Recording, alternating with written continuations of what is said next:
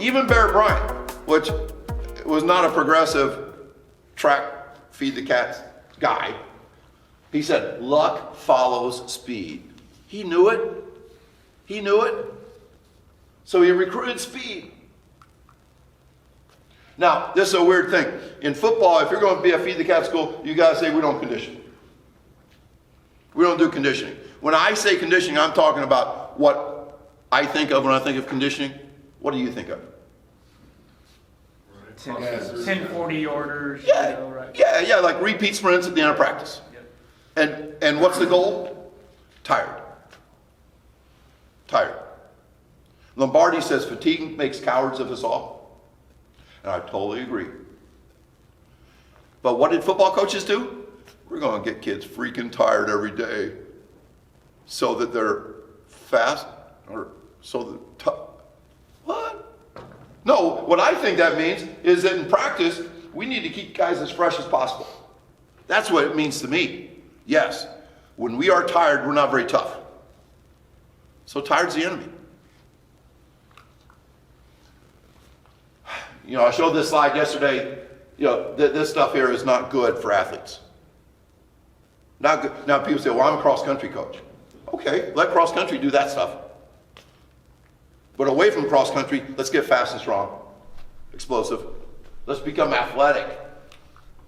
Tempo. Oh, by the way, a lot of people don't know what tempo is. Tempo is like 100 meter runs, submax.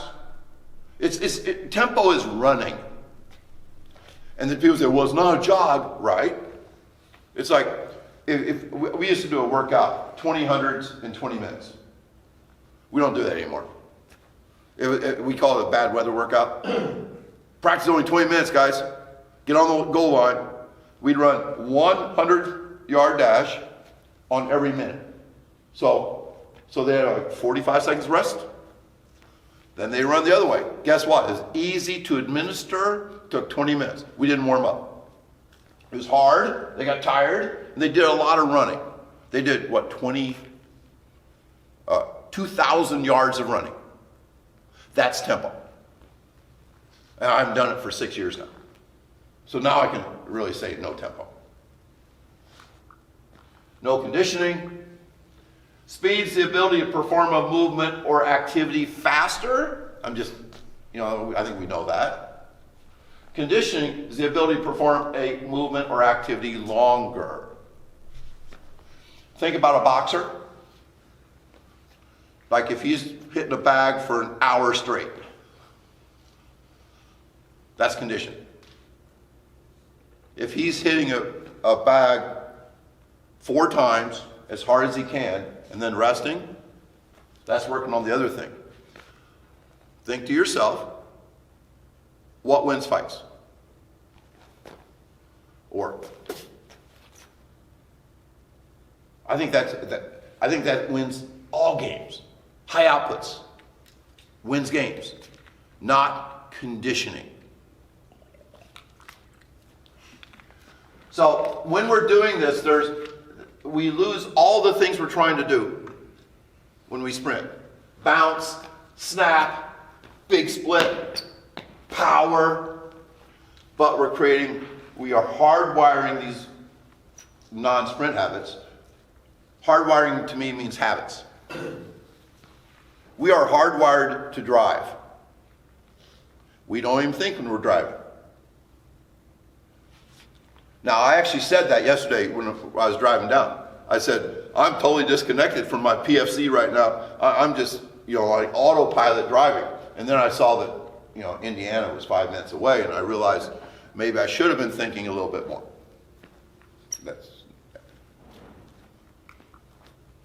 Endurance never, ever creates speed.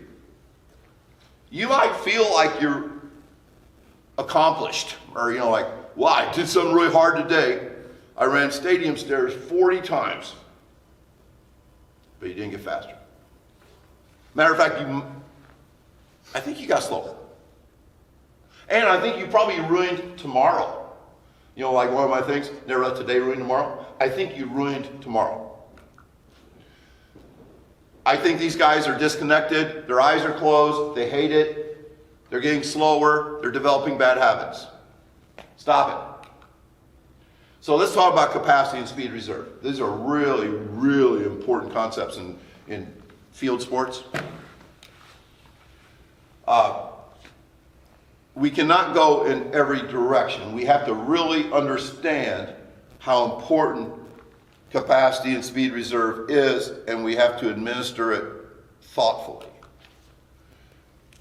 We definitely want speed among more than all else. Now, a speed grade for football coaches, the love of speed, I'd give football coaches an A+. They love speed. They recruit speed. They trade for speed. I mean, like, A+. Good job, coaches. Maintaining speed throughout the year, C-. They do too much. They burn the stake. There's too much low output stacked on top of each other with no rest. And then increasing speed, F. Now, Feed the Cats coaches reply to me, or they let me know that they may be in the 13th week of the season, maybe second week of the playoffs, and they have 60% of their guys running a miles per hour faster than they've ever run in their life. I would say that's what we want. When I wrote my first football article, I waited till I retired from football because being an assistant coach, you know, you can't rip the head coach or you get fired. That's one of the problems with coaching football, right? Is that we have to echo our head coach.